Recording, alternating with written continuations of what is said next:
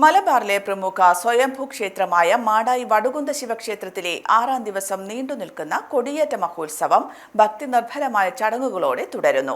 തളിപ്പറമ്പിലെ അനിയൻ നമ്പൂതിരിപ്പാടിന്റെ മേൽനോട്ടത്തിൽ ഒരുക്കിയ ഭക്ഷണമാണ് അന്നദാനത്തിന്റെ ഭാഗമായി നൽകുന്നത്. ഉത്സവാഘോഷത്തിനെത്തുന്ന എല്ലാവർക്കും ഭക്ഷണം നൽകുന്നതിനുള്ള സംവിധാനം ഭക്ഷണശാലയിൽ ഒരുക്കിയിട്ടുണ്ടെന്ന് ക്ഷേത്രം മാനേജർ KV നന്ദനൻ പറഞ്ഞു. ശ്രീ വടുകുന്ത ശിവക്ഷേത്രത്തിലെ ഈ വർഷത്തെ മഹോത്സവത്തിൻ്റെ ഭാഗമായി ക്ഷേത്രത്തിലെത്തുന്ന മുഴുവൻ ഭക്തജനങ്ങൾക്കും വിഭവസമൃദ്ധമായ ഭക്ഷണമാണ് കഴിഞ്ഞ 3 ദിവസങ്ങളിലായി നൽകി വരുന്നത്.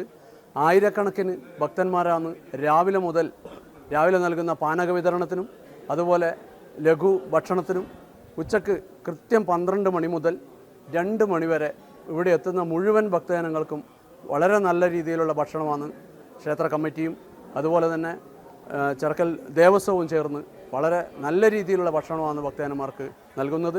കഴിഞ്ഞ 3 ദിവസമായി ഈ ഭക്ഷണം നൽകുന്നുണ്ട്.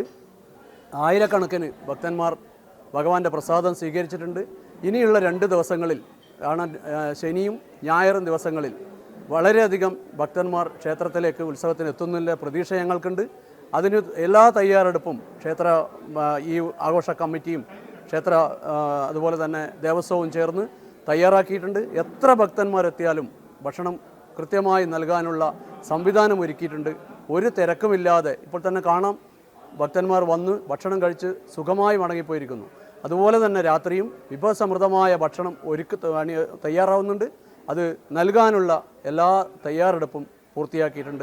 ജനുവരി 1 രാവിലെ 8 മണിക്ക് വടുകുന്ത തടാകത്തിൽ നടക്കുന്ന ആറാട്ടിന് ശേഷം പായസ വിതരണവും നടക്കും. നീതി electricals hardware, plumbing and sanitary, railway station road, Kunnathupally, Pazhayangadi. Phone 049728738999. സന്ദർശിക്കൂ. 50% ഡിസ്കൗണ്ടിൽ മരുന്നുകൾ ലഭ്യമാകാൻ മാടായി സർവീസ് സഹകരണ ബാങ്ക്, നീതി മെഡിക്കൽസ്, മൊട്ടാമ്പ്രം, പഴയങ്ങാടി.